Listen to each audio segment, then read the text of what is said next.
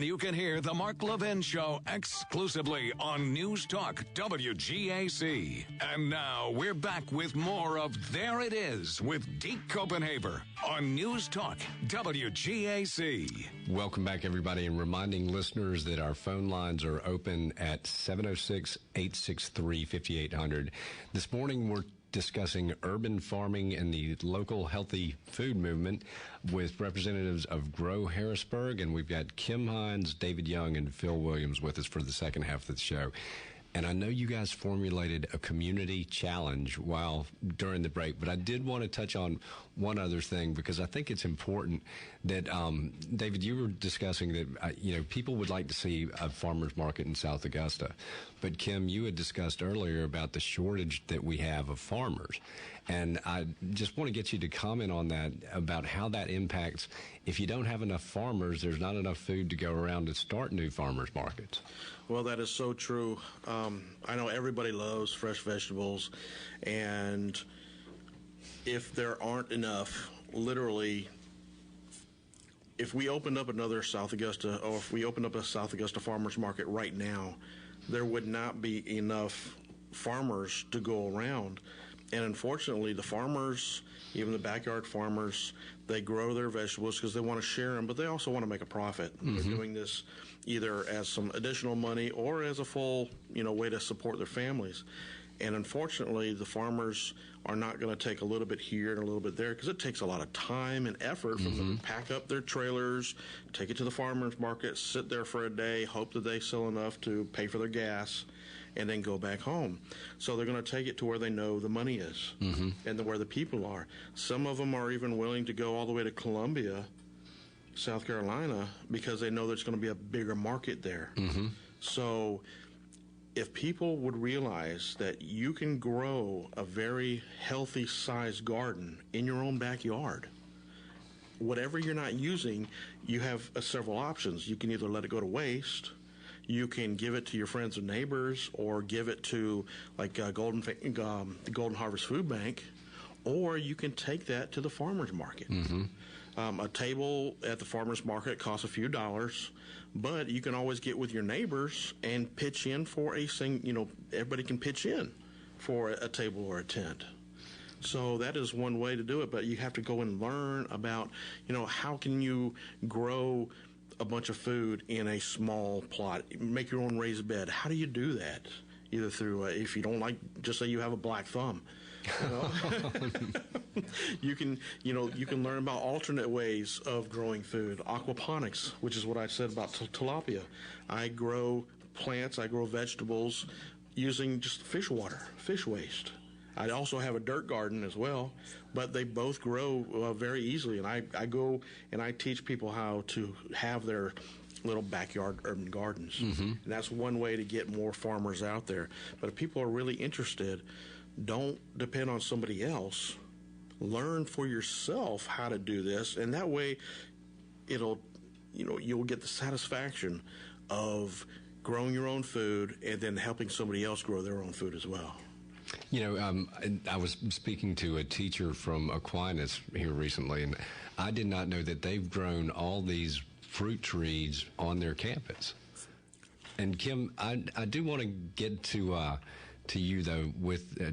You can comment on the fruit trees, but also with the challenge that you have for our community, because you said it comes with prizes, and everybody likes prizes. It does. Let's go with Aquinas first, though, because, yes, Aquinas and their citrus trees in particular is just mind-blowing, getting that done in Augusta. But the farm-to-school movement right now in Augusta is just taking off, and I am very, very excited about the fact that we petitioned to have the Farm to School Summit held in Augusta this year, and it will be. Georgia Organic selected Augusta, and it'll be hosted at Helms College.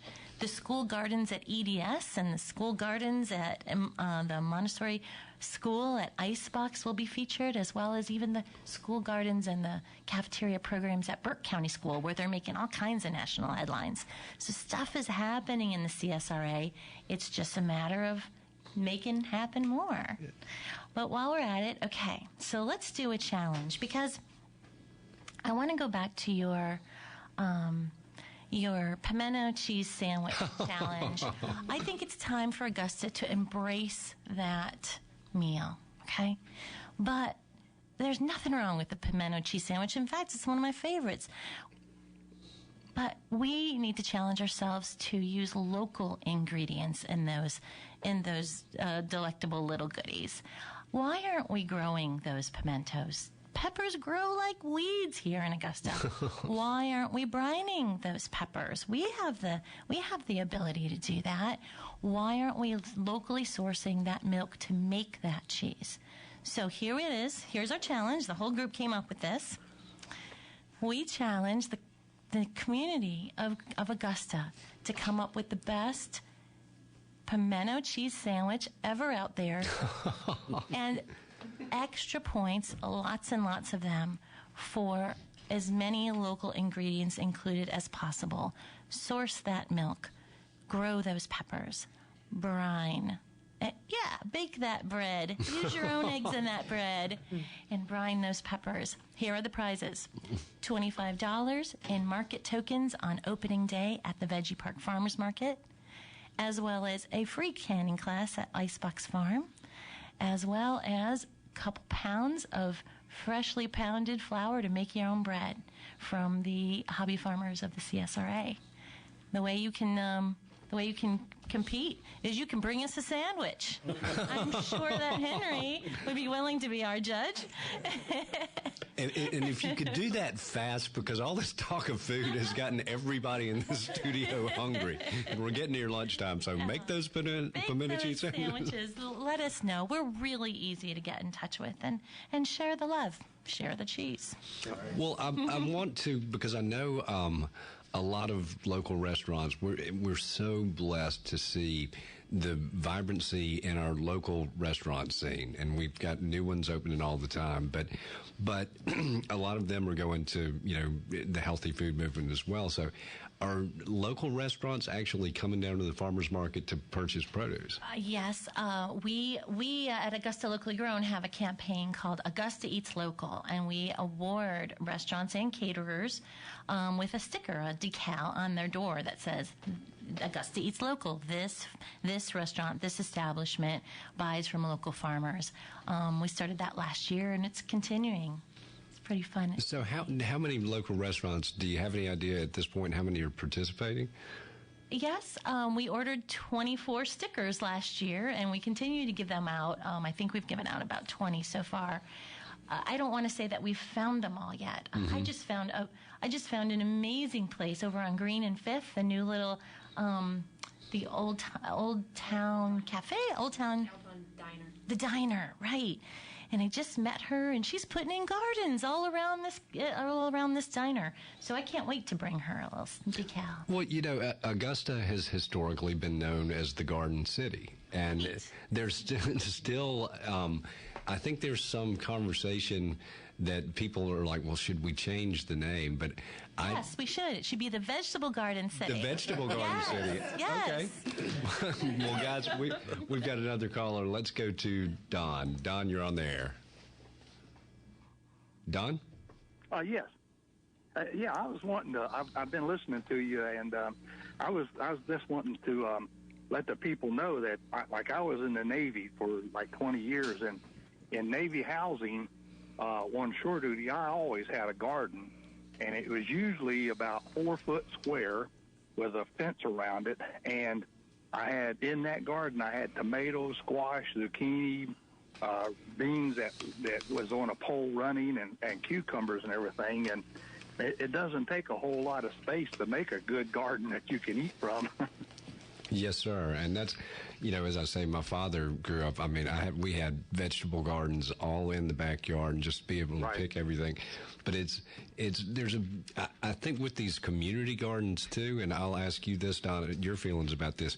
It makes people take ownership in their neighborhoods. If you're tilling the dirt and planting the seeds and watching, and to touch base on something else that we discussed, it really, to grow your own garden, and I know you know this, it takes a lot of patience too, and patience is a virtue that we could all use more of. Yes, sir. You got that right. It sure does. Yeah, you can even in your front yard along your bushes up against your house or whatever. You can even plant squash and stuff like that along there and incorporate it as part of the landscape, so to speak. So, absolutely. But there's to me there's nothing more satisfying than working in the soil and growing your garden and then eating the what you eat there, I think, Absolutely. Well, Don, thank you so much for your call. All right, thank you for your show. Thank you, sir. Bye-bye. I will tell you, I'm hoping that my wife, Melissa, is out there listening today, because we've talked about we're moving into a new house that's got a little room to plant stuff, but we've talked about expanding our gardening ability. I've thought about planting some citrus trees, because I had spoken to the teacher from Aquinas, which I didn't know that the soil here was good for that. Right. Joe Levert has done an absolutely fantastic job over there, and he is he's a world traveler. Most people don't realize this. And what he has wisely done is he has chosen citrus that actually grows well in our climate. When you look at other places, particularly places like Japan, they have weather in parts of Japan that is very much like Augusta. And if you buy a plant that's happy there, it's going to be happy here. Mm-hmm. And a lot of that citrus, I can't recommend you try and eat it. Some of it's pretty sour, but it smells wonderfully. And it's so attractive, and people are just amazed to see oranges and grapefruit and other things hanging off of a tree over on that beautiful Aquinas campus. I'll tell you what else grows well here that my dad had when I was growing up. He had a fig tree in the backyard, and good gosh, that thing produced more figs, and Mom would make preserves out of them and everything. But what are some other things that people might not expect, being a master gardener, Phil, that you can grow here that people wouldn't expect? Well, it's interesting you should mention figs. Last weekend, I went out and cut a couple of dozen stems off of about a 50-year-old fig tree on a property, and I noticed this morning that they're starting to sprout, so hopefully this spring, if somebody wants a fig tree, I'll give them a little one. But there are a lot of things that you can grow here. People don't think about it. They don't realize blueberries are a hot item these days. Blueberries, believe it or not, are the number 2 crop in the state of Georgia. Wow. And a lot of people don't realize this, but agriculture is the number 1 industry in the state of Georgia. Peanuts, of course, is the really big thing. I think peaches a little further down the list.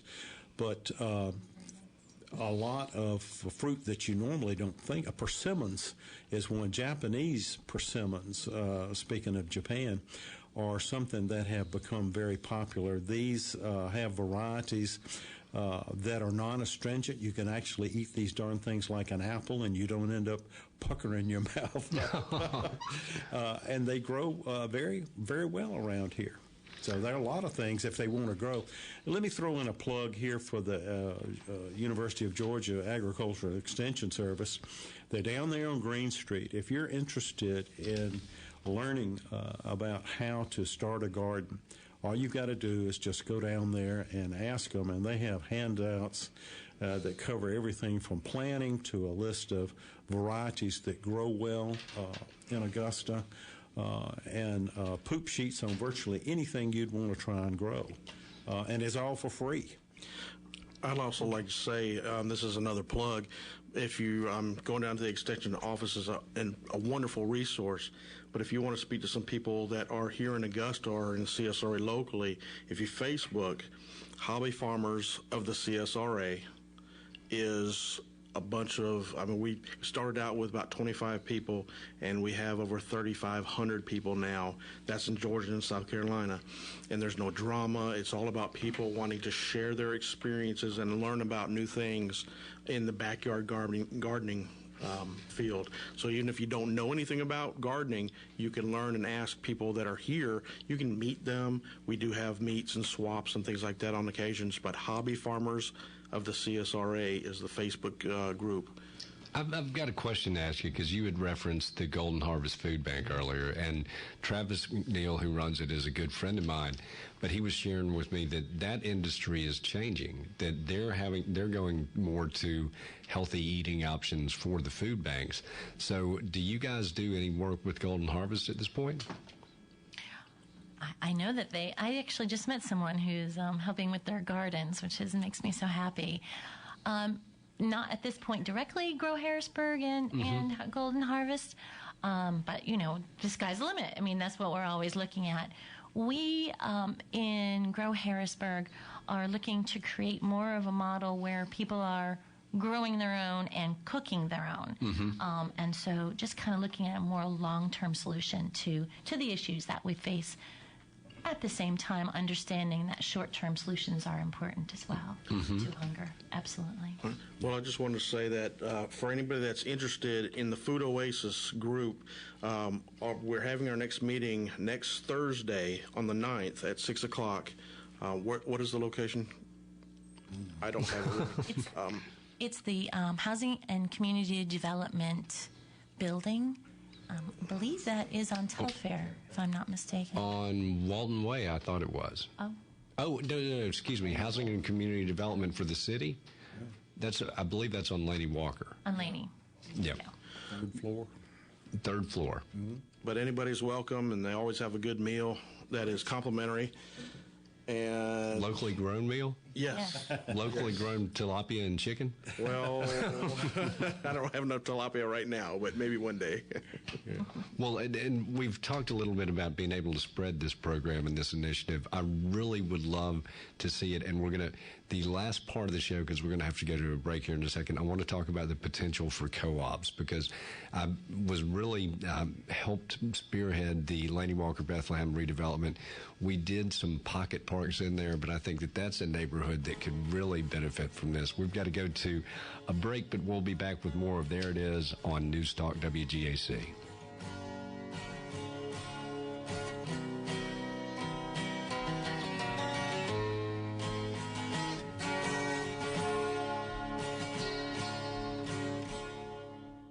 My favorite thing about my bed is that freshly washed sheets. The cats sleep with us. I actually like to use 4 pillows. Silk sheets. Leaving your comfortable bed is hard. So it's just like, it's so soft. and I don't want to get out of bed. But going about your day oblivious, much harder.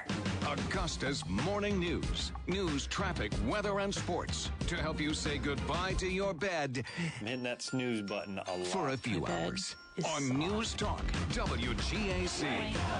So it's Hey guys, I want to tell you about my friend Jim Haddon. Do you need to sell your home? With so many agents out there, how do you know which one to choose? Let me save you a lot of time and headaches. Call the only agent I'd call if I were ready to sell my home. Jim Haddon of Keller Williams Realty Augusta Partners. Jim guarantees to sell your home at a price and deadline you agree to, or he'll buy your home. Call Jim to find out more about this phenomenal program. Not only that, Jim doesn't obligate you to anything. If he isn't doing his job, he'll let you out of the contract free and clear. Jim's marketing system is on a whole different level than the average agent in Augusta, since he spends thousands on marketing each month to get your home sold fast and for the most money possible. Get your home sold guaranteed. Some may question Jim's guarantee, but I can assure you that Jim is the real deal. Call the only agent I'd hire to sell my home. Call Jim Haddon today at 706-229-6464. That's 706-229-6464, or online at sellitjim.com, and start packing. Your closet is full of movie reels and videos that you can't watch. I have your answer. Adam's here from Transvideo. Now, you have a unique gift idea for our listeners, transferring old home movies and videos onto DVD to share again with family and friends. And now we have a transfer special to transfer your 16mm, regular 8, Super 8mm films and videotapes onto DVD and hard drive.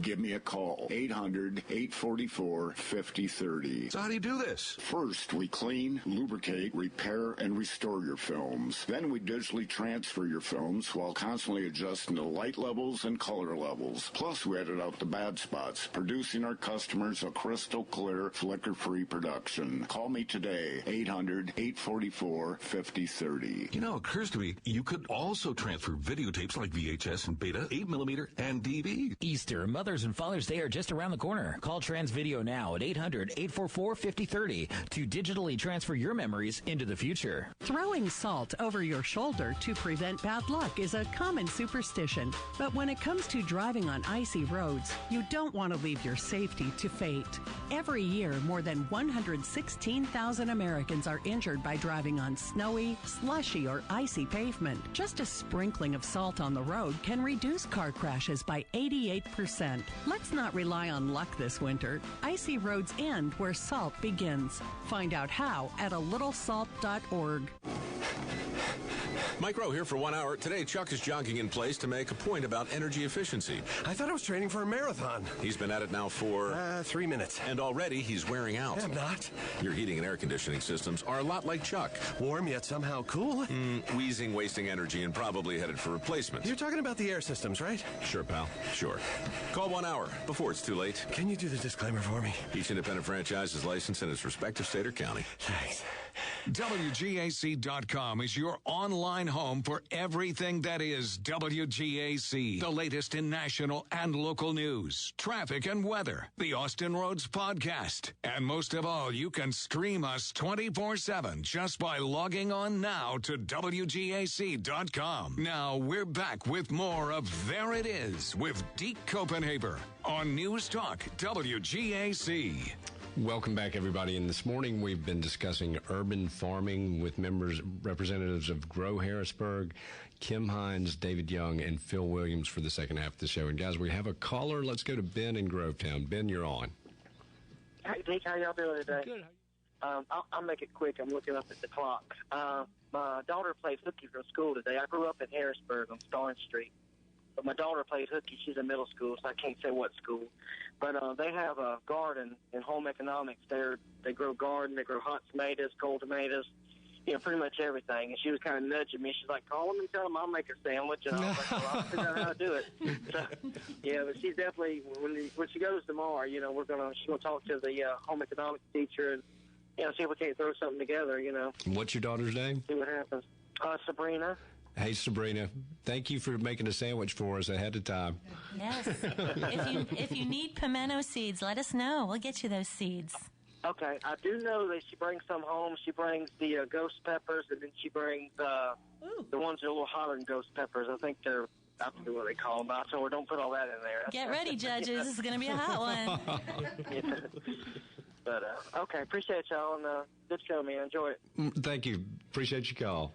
And, Kim, I do want to go to the potential, as we get to the end of the show, for co-ops, because we'd love to see this spread across the city. Well, co-op, a food co-op is a perfect example of something that GROW Harrisburg aspires to in the future. Mm-hmm. It's not part of the 10, but that doesn't mean it can't be part of the 11 in 2018.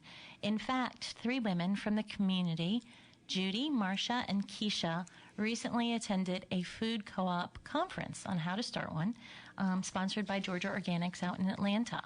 And they are partnering they're talking to Crawford Baptist Church, which has just relocated right in Harrisburg.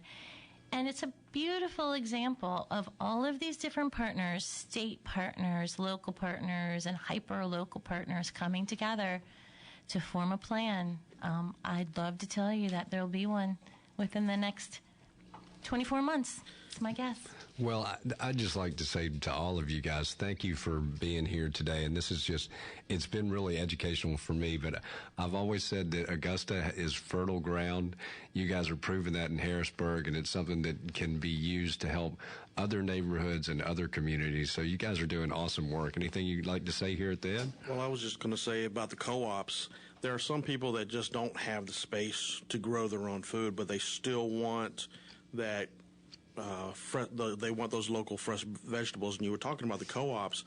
Well, you can always get with someone who does have some land and either help them pay for the vegetables, the soil or the seeds, and do a co-op, a personal, family co-op like that. Phil, any parting words? Well, the parting shot is to anybody in Richmond County who is interested in trying to emulate anything that we do, give us a call. We'll bend over backwards to help you. We'll come out and take a look at your garden site. We'll make recommendations. We'll teach you what you need to know. Just call us. We're ready to help. That's all we've got for today. Dropping the mic, but we will be back tomorrow. Thank y'all for listening.